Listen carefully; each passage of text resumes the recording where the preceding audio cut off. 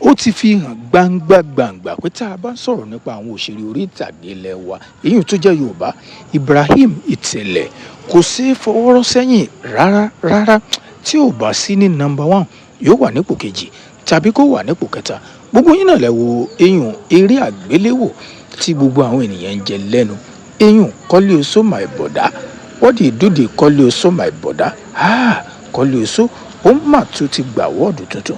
Ó ní yóò kọ́kọ́ jẹ́ eyín eré àgbéléwò alákọ̀ọ́kọ́ tó jẹ́ ìpè lórí YouTube tí yóò kọ́kọ́ máa wọ 4 million eyín lọ́jọ́ kan ṣoṣo.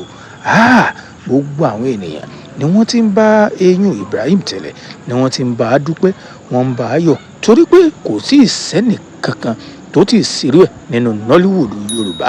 Àwọn ènìyàn tí wọ́n ní móvì yìí ó gbọ́dọ̀ gbà wọ́ọ̀dù eyín lópin ọdún AMVCA award torí pé tí ò bá gbà wọ́ọ̀dù what the do the Koleoso. Ẹ̀yin tẹ́ ti wò ẹ drop comment kẹ́yìn náà wá bá Ibrahim, ẹ bá yọ̀, ẹ bá dúpẹ́, ẹ tẹ congratulation Ibrahim. Ẹ̀yin ò sí comment ṣẹ̀ṣẹ̀, ẹ tẹ congratulation Ibrahim, a bá yọ̀, a bá dúpẹ́. What the do the Koleoso my brother.